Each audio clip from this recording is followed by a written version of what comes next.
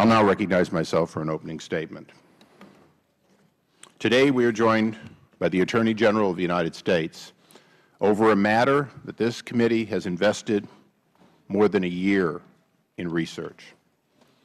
In November of 2009, Fast and Furious opens. In December of 2009, DEA meets with the ATF and gives them info on Fast and Furious targets, info that could well have ended the operation. On January 6, 2010, Fast and Furious becomes, in fact, a joint exercise. On March 15th of 2010, the first Federal wiretaps are issued in this case. December 15th of 2010, Brian Terry is murdered with weapons found at the scene that came from Fast and Furious. On January 27th, Senator Grassley first asked Department of Justice about Fast and Furious, and within days, we are given a false statement of facts denying that guns were ever allowed to walk. Within days of that, we began to know that Fast and Furious was going to be difficult. That was more or less Groundhog Day a year ago. Today is Groundhog Day again. This committee has lost its patience to wait longer. We will not wait until next Groundhog Day to get answers for the American people, for Brian Terry, and for others. On March 3rd of 2011, John Dotson goes public. Agent Dotson is here today.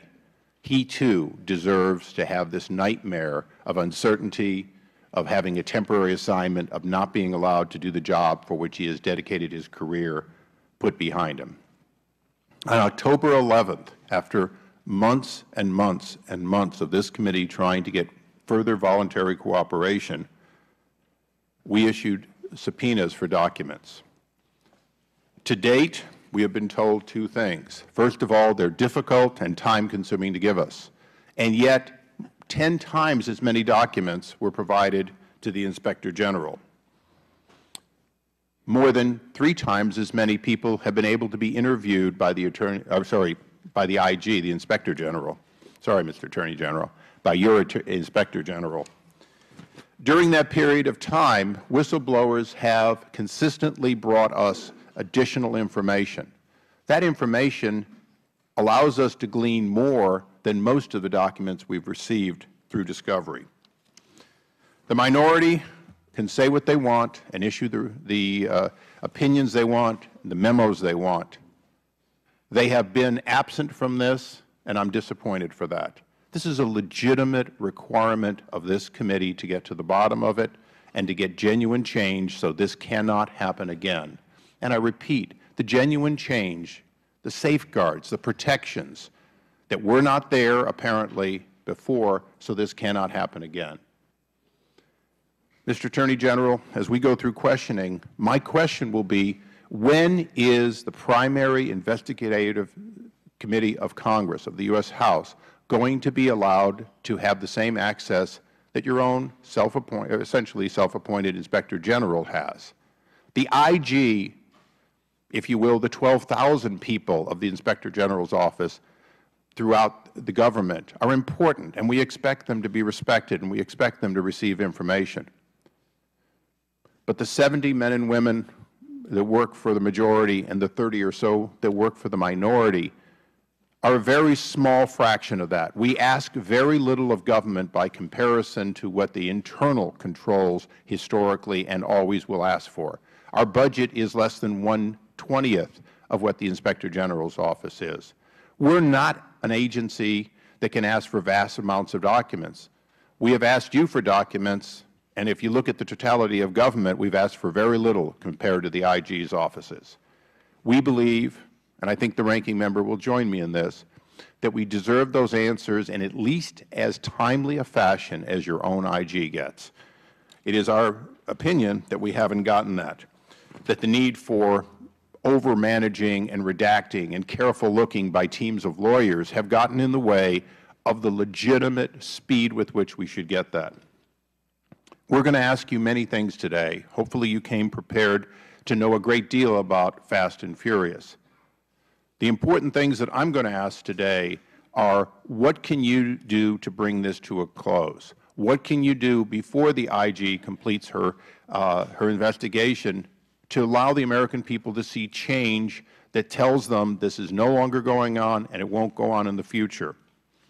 Lastly, before I recognize the ranking member, it is this majority, at least, committee's belief that this is an operation that included reckless behavior at ATF, failure to push harder and inform more by DEA and the FBI, a U.S. attorney who clearly didn't do his job in a way that anyone should be proud of.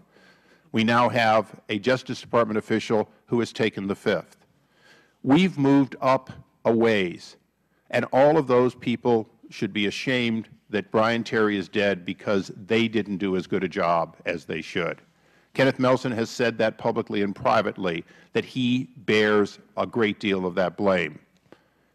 The point here today is we want to know how justice will oversee every local operation, every state, every one of the very agencies that are either under your authority or in a joint exercise, joint task force become under your authority, how you'll ensure for the American people that this will not happen again, or at least the systems are in place to give us a confidence that it is much more unlikely to happen.